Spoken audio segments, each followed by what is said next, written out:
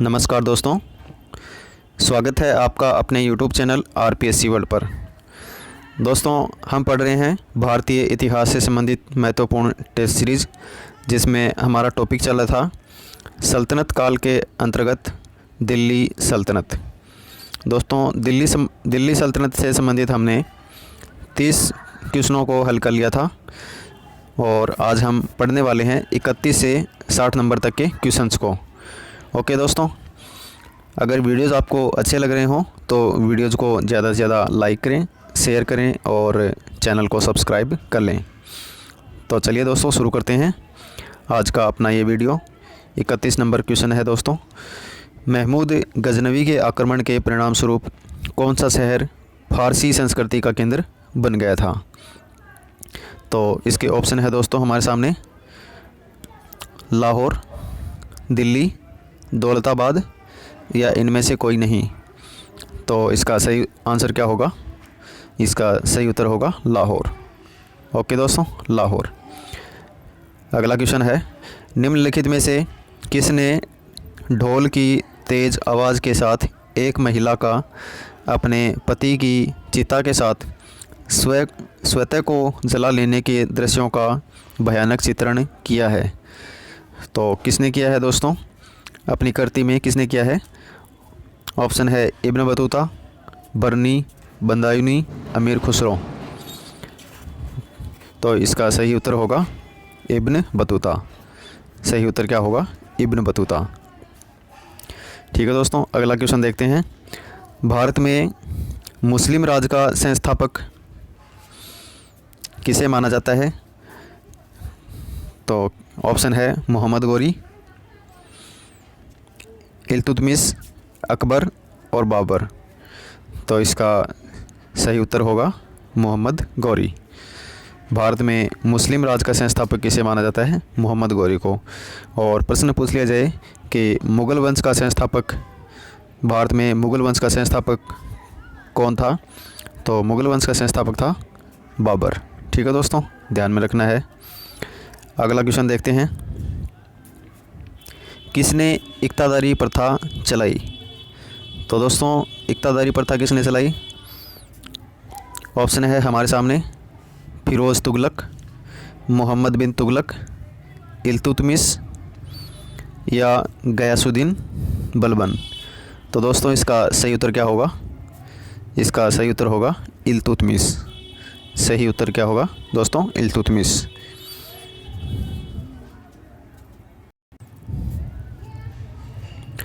Next question देखते हैं, लाख बख्श के नाम से जाना जाने वाला भारतीय शासक कौन था? तो इसके ऑप्शन है बाबर, अकबर, कुतुबुद्दीन ऐबक या इल्तुतमिश। तो दोस्तों, इसका सही उत्तर क्या होगा? कुतुबुद्दीन ऐबक। सही उत्तर होगा कुतुबुद्दीन ऐबक। कुतुबुद्दीन ऐबक को लाख बख्श के नाम से जाना गया। ठीक है दोस्तों, नेक्स्ट क्वेश्चन देखते हैं। 13वीं सदी में सेना का सर्वोच्च अधिकारी होता था। तो 13वीं सदी में सेना का सर्वोच्च अधिकारी को किस नाम से जाना जाता था? ऑप्शन है मलिक, खान, सरखेल या सिपह सलार। तो 13वीं सदी में किस नाम से जानते थे? इसका सही उत्तर होगा खान। सही उत्तर क्या होगा? खान। ठीक है दोस्तों, अगला क्वेश्चन देखते हैं। भारत में गुलाम वंश का संस्थापक कौन था? इसके ऑप्शन है कुतुबुद्दीन ऐबक, इल्तुतमिश, कैकुबाद और आमशाह है। तो दोस्तों, इसका सही उत्तर होगा कुतुबुद्दीन ऐबक। नेक्स्ट क्वेश्चन देखते हैं, कुतुब मीनार के कार्य को किसने पूरा किया? तो किसने पूरा किया? ऑप्शन है रज़िया, कुतुबुद्दीन ऐबक, इल्तुतमिश या बलबन। तो दोस्तों, इसका सही उत्तर होगा इल्तुतमिश। देखो, निर्माण कार्य शुरू किसने किया? शुरू तो कुतुबुद्दीन ऐबक ने किया और पूर्ण किसने करवाया? इल्तुतमिश ने। ठीक है दोस्तों, किसने करवाया? इल्तुतमिश ने। नेक्स्ट क्वेश्चन देखते हैं, निम्नलिखित में से दिल्ली का पहला तुगलक सुल्तान कौन था? तो इसके ऑप्शन है गयासुद्दीन तुगलक, मलिक तुगलक, मोहम्मद बिन तुगलक या फिरोज़ तुगलक। तो इसका सही उत्तर होगा गयासुद्दीन तुगलक। ओके दोस्तों, नेक्स्ट क्वेश्चन देखते हैं। पंजाब के हिंदू शाही राजवंश को किसने स्थापित किया? तो पंजाब के हिंदू शाही राजवंश को किसने स्थापित किया? ऑप्शन है वसुमित्र, कल्लर, जयपाल और महिपाल। तो इसका करेक्ट आंसर होगा कल्लर। अगला क्वेश्चन देखते हैं। वह रोमन सम्राट अगस्त की भांति सावधान था कि वह दूसरों की तरह शक्तिशाली न लगे और वह दूसरों के स्तर से अधिक न लगे।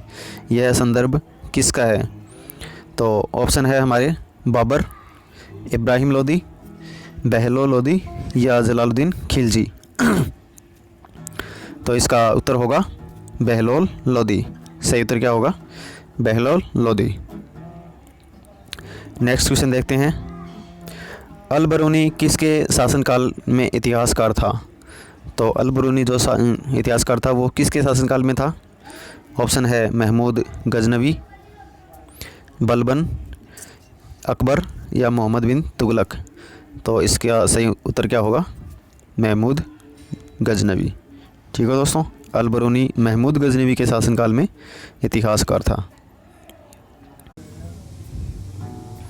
अगला क्वेश्चन देखते हैं, सुमेलित करने वाला है दोस्तों। निज़ामुद्दीन औलिया के बारे में क्या है? निज़ामुद्दीन औलिया सूफ़ी संत, क्या है? सूफ़ी संत। और मलिक काफूर ये क्या है? हज़ार दिनारी भी कहलाता था। मलिक काफूर क्या है? हज़ार दिनारी भी कहलाता था। ये तो हो गया सूफ़ी संत, और मलिक काफूर हज़ार दिनारी भी कहलाता था। और अलाउद्दीन खिलजी, इसने नियंत्रित दाम व राशन की शुरुआत की। नियंत्रित दाम व राशन की शुरुआत की। ओके दोस्तों, और जलालुद्दीन खिलजी, फिरोज़ खिलजी ये क्या है? इसने दास राजवंश उखाड़ फेंका। दास राजवंश को उखाड़ फेंका। ठीक है दोस्तों, अगले क्वेश्चन की ओर बढ़ते हैं। निम्नलिखित में से कौन सा शासक दास या गुलाम राजवंश से संबंधित है? तो कौन है दोस्तों? इसके ऑप्शन है इल्तुतमिश, हुमायूं, अकबर और शाहजहां। तो इसका सही उत्तर होगा इल्तुतमिश। ठीक है दोस्तों, क्या होगा? इल्तुतमिश। अगला क्वेश्चन देखते हैं। दक्षिणी अफ्रीकी यात्री इब्न बतूता किसके शासनकाल में भारत आया? तो किसके शासनकाल में भारत आया? ऑप्शन है हमारे हुमायूं, अकबर, मोहम्मद बिन तुगलक और अलाउद्दीन खिलजी। तो इसका सही उत्तर होगा मोहम्मद बिन तुगलक। अगला क्वेश्चन देखते हैं। महमूद गजनवी ने भारत पर कितनी बार आक्रमण किया? तो भारत पर कितनी बार आक्रमण किया? हमने पहले भी पढ़ लिया था।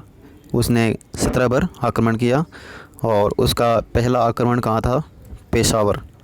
पहला आक्रमण पेशावर था, और इसका 17वां और अंतिम आक्रमण क्या था? सोमनाथ का मंदिर। ठीक है दोस्तों, सोमनाथ का मंदिर जो कि गुजरात में स्थित है। अगला क्वेश्चन देखते हैं। किसने अपने आप को खलीफा घोषित किया था? ऑप्शन है इसके इल्तुतमिश, अलाउद्दीन खिलजी, महमूद गजनवी और मुबारक शाह खिलजी। तो दोस्तों इसका सही उत्तर क्या होगा? इसका सही उत्तर होगा मुबारक शाह खिलजी। सही उत्तर होगा मुबारक शाह खिलजी। 48 नंबर क्वेश्चन देखते हैं। लोधी वंश का संस्थापक कौन था?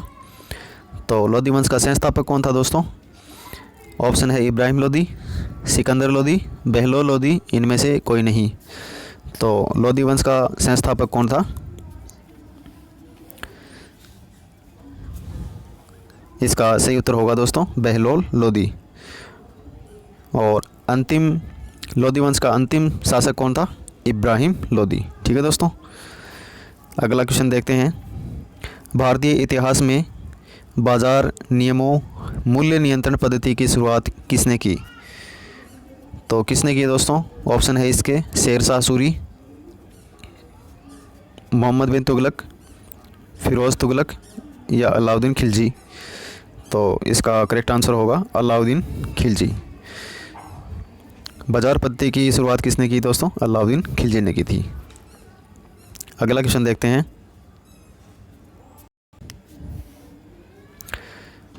राज्य संबंधों में उलेमा के दखल का विरोध किस सुल्तान ने किया था? तो दोस्तों इसके ऑप्शन है बलबन, अलाउद्दीन खिलजी, फिरोज़ शाह तुगलक या इनमें से कोई नहीं। तो इसका सही उत्तर क्या होगा? अलाउद्दीन खिलजी। सही उत्तर क्या होगा? अलाउद्दीन खिलजी। अगला क्वेश्चन देखते हैं, अल बरूनी द्वारा रचित पुस्तक किताब उल हिंद या तारीख उल हिंद में किन विषयों की समीक्षा की गई है?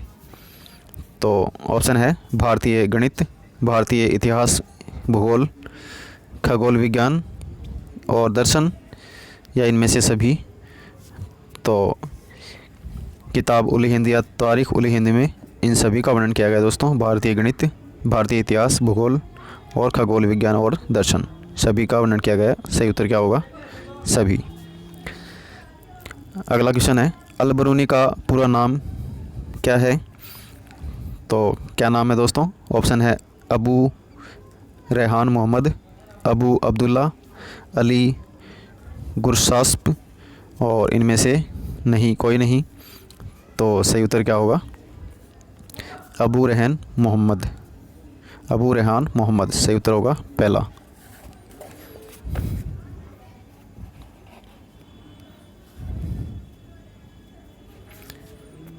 अगला क्वेश्चन देखते हैं, अल बरूनी के अनुसार अंत्यज चतुवर्ण के नीचे का वर्ण में शामिल थे। तो अंत्यज में शामिल कौन कौन थे? ऑप्शन है इसके धोबी, मोची, जादूगर, डालिया ढाल बनाने वाले और नाविक, मछुआ, व्याग और जुलाहा। और सी ऑप्शन में है ए और बी दोनों और डी ऑप्शन है न ए और न बी।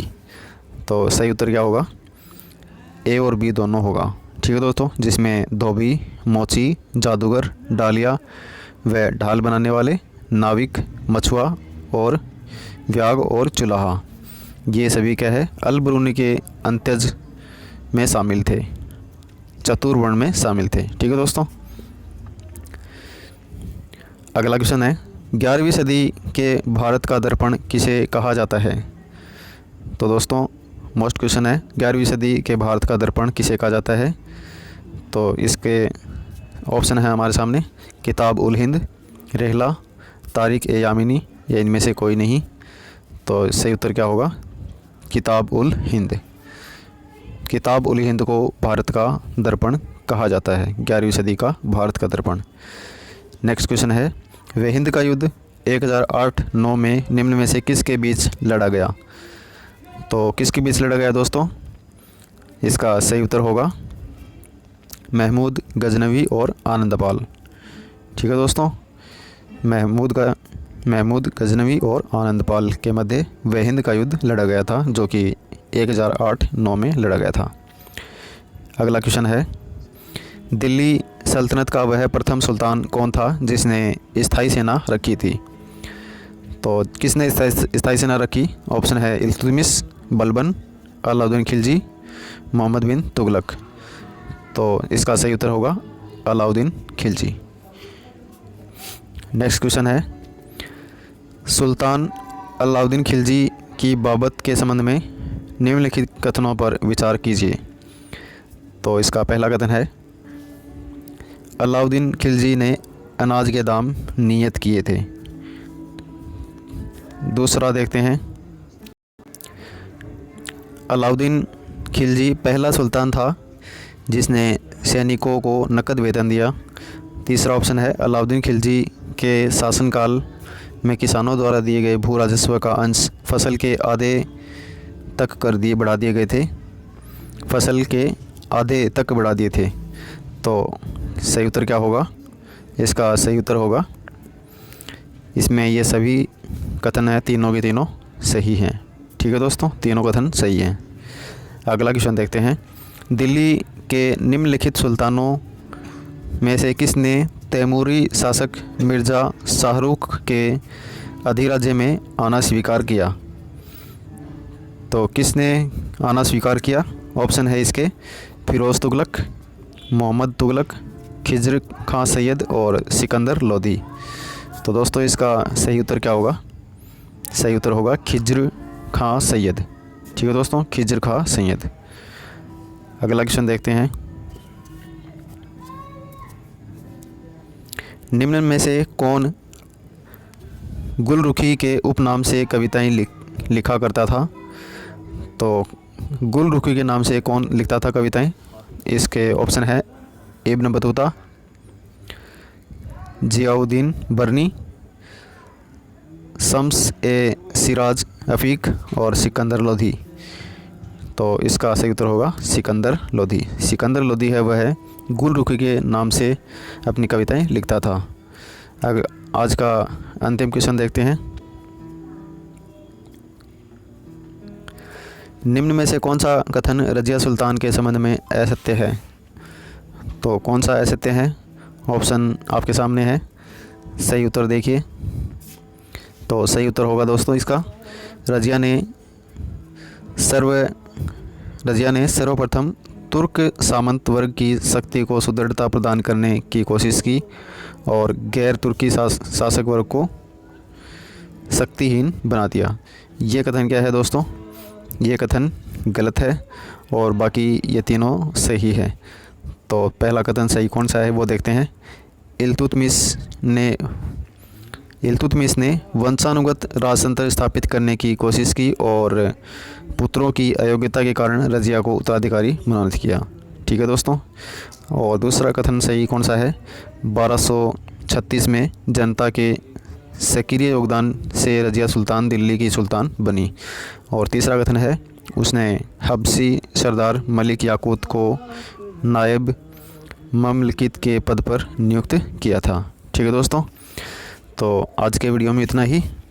मिलेंगे नेक्स्ट वीडियो में इसके आगे के प्रश्नों को लेकर। तब तक के लिए जय हिंद, जय भारत।